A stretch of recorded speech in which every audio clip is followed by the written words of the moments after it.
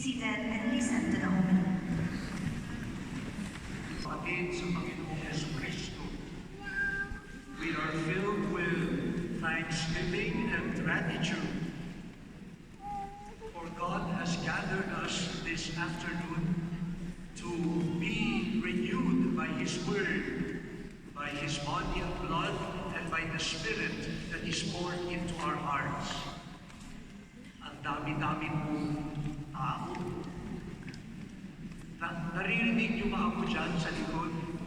Yes po. Kayo dito sa harapan, naririnig niyo ba?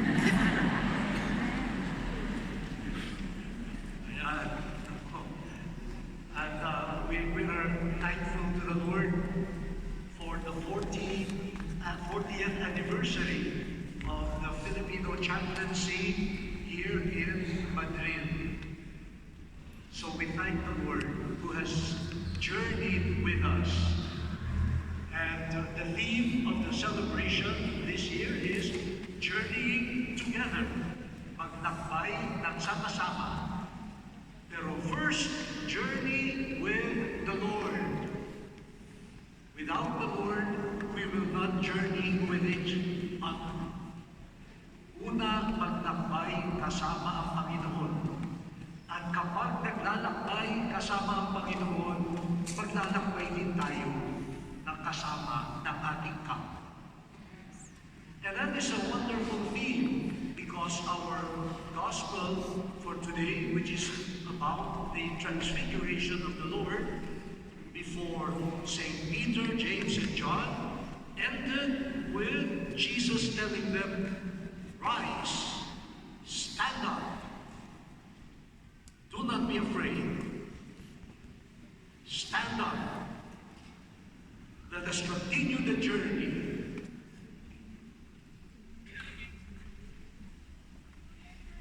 Tatanungin ko kayo, ilan dito po ang nagtatrabaho araw-araw? Nakitaas ang kamay. Wow, naman. Talaga ba yan, ha? Talaga.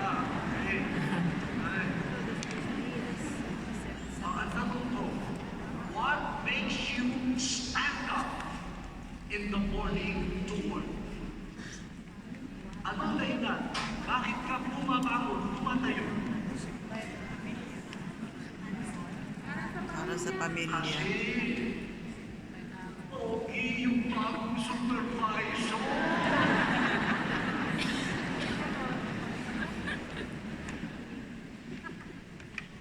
Kasi yung tindahan ng katabi ng trabaho ko, merong discount, may discount. O yung iba, active sa community, active sa church, active sa mga iba pang mga activities. What makes you rise up to be active?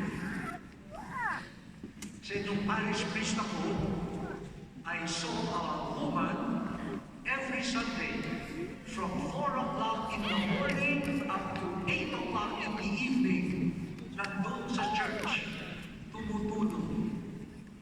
And I appreciated her very much.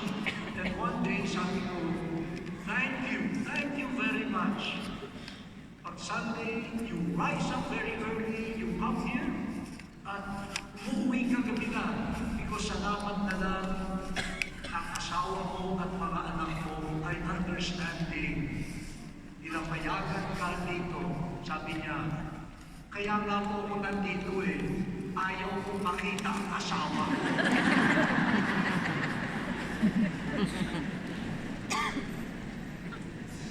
Sister, you're here. Since when? Mamaya na. Yeah. So, we rise up. We walk. But why? Why? And also, why did Jesus have to tell his disciples to stand and do not be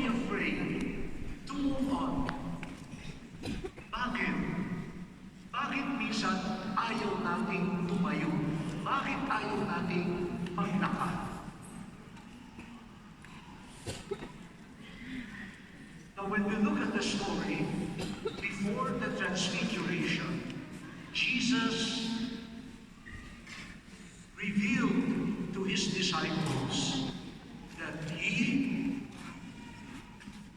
the Son of God, the Messiah, will be arrested.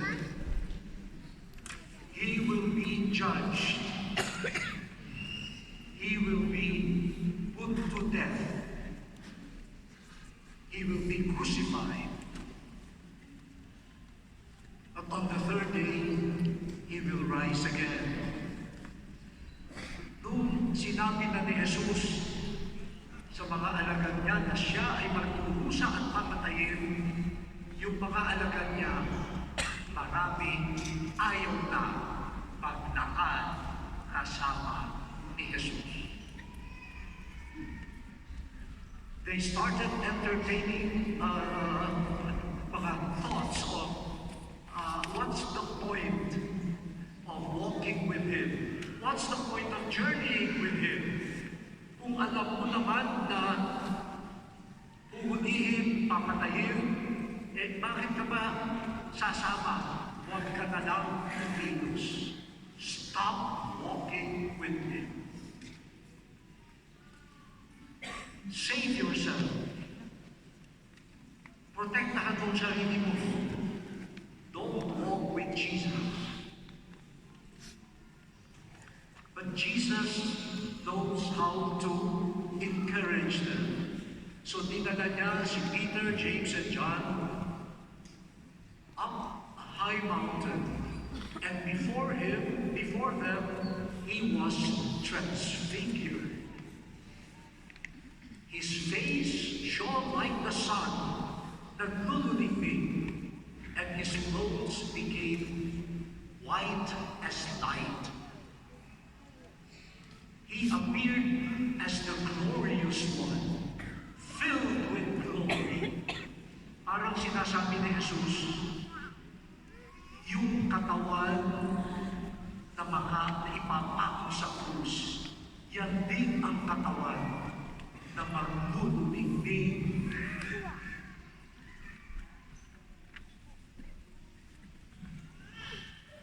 And with him were Moses and Elijah. Jesus will fulfill the law received by Moses and will fulfill the prophecies. Ito na, nung nakita na ni Pedro at ni Juan at ni John na naglulumigmig na si Jesus, ano sabi ni Peter? It is good that we are here. Dito na lang tayo. Kalimutan na natin yung Kalbaryo. Jesus, dito na lang tayo. Ganda! Naglulumigmig. Magtatayo pa ako ng 3 tent. Dito na lang tayo. And the God the Father said from heaven, this is my beloved Son. Listen to me. Makinig kayo sa Kanya. At nung natapos yun, ano ang unang sinabi ni Jesus? Rise. Umabong kayo. Tuloy ang lakad. Hindi sa shopping. Hindi sa restaurant. Saan? Sa Kalbaryo. Ikasasabi lang ng Diyos Ama, listen to Him. So rise up and walk with Him. But we know the story. Nung hinuli na si Jesus, they left Him alone. Nagtakbuhan sila. He carried the cross by himself. The guards needed to call a stranger, Simon of Cyrene, to help Jesus carry the cross. Mga kapatid, journeying with Jesus so that we could journey together them with our brothers and sisters. Ganyan din ang nangyari kay Abraham sa first reading. Si Abraham was already 75 years old. Retirement na to. And the Lord said, hey, get up, go. Saan? Hindi alam. But Abraham trusted in the Lord.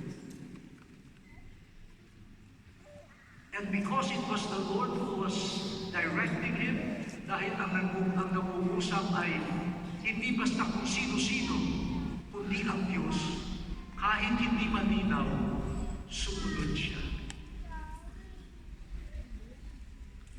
At si San Pablo, sa second reading, sabi kay Timothy, kapag naglalakbay ka to preach the gospel, maging handa ka, may mga pagdurusa, may mga hardships, but bear the hardships with the strength that comes from God, and go, do your mission. Ano ang dala-dala mo? Faith in God. The God who will turn the cross into the glory of the resurrection. The Lord who will direct Abraham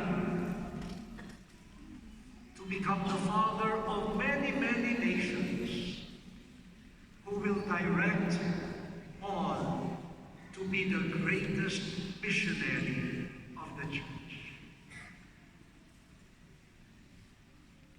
Sa bawat hakbang natin, hindi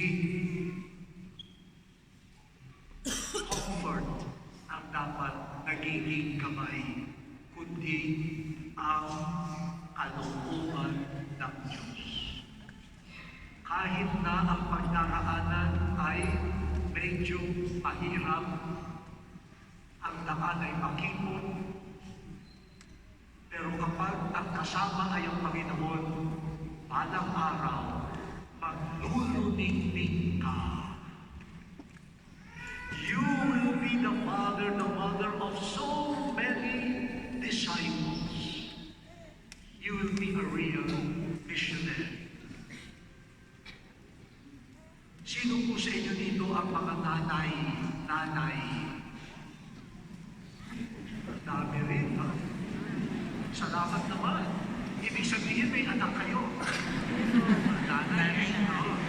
Yan. Kailangan natin ng marami pang magiging tao. Hindi natin kailangan robot. Kailangan natin tao. Mga nanay, kapag may sakit ang anak nyo, di ba nagdurusa ka rin? Totoo ba yun? Minsan, kahit hindi ka pumasok, mabantayan mo lang yung anak mo, di ba? Yung iba kapag grabe yung sakit, nagdadasal pa, Panginoon, ako na lang ang magkasakit, dumating lang ang anak mo. Tama ba yun? Yes. Amen. Ganon. Hindi kayo tumitigil na kahit pasanin ang hirap dahil mahal niyo ang anak niyo. Ganon din kung mahal mo si Jesus, kahit may hirap, magtutuloy ka. Mga nanay, kapag ang may sakit ay ang asawa niyo,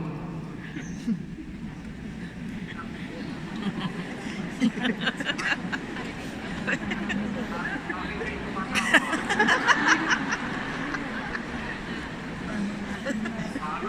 Para alam ko na.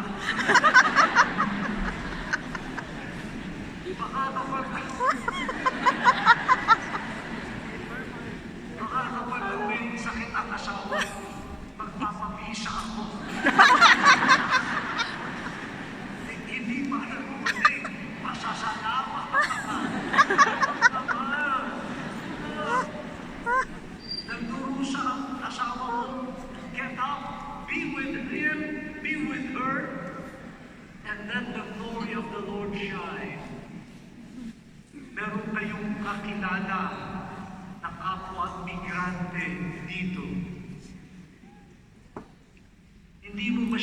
porsyonada.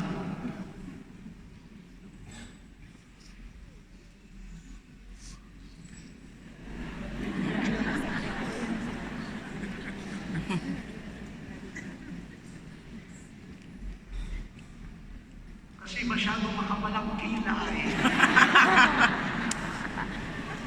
Kasi yun ito, kasi yun yan. Sabihin natin. Pero, kung siya ay tumaraan sa krus, kung siya ay tumaraan sa isang pagkakataon na hindi malinaw ang buhay, get up, stand up, journey with him or with her. Be the light, the glory that Jesus wants you to give to them. At sana ngayong 40th anniversary po, maglakbay tayo ng sama-sama. Tama na yung mga ingit-ingitan. Tama na yung mga kanya-kanyang lakad. Tama na yung grupo nila yan. Magtuksa sila. Grupo namin ito. Dito kami. Ganyan, no? Ayaw choir nila. Di naman magaling. Yung choir nila, ano lang yan, funeral. Yung choir namin, cardinal. Tama na yan. Stand up. Bakit? Lahat naman tayo dito ay nagturusan. Lahat naman malayo sa pamilya. Lahat malayo sa pinanggalingan. Walang tao hindi dumaraan sa krus.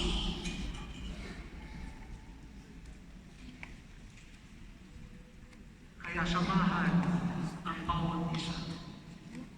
Listen to him. Sabi kanina ng commentator, please sit down and listen to the homily. Sasabihin mo naman, sabi ng gospel, sabi ng Diyos Ama, listen to Jesus. Listen to him.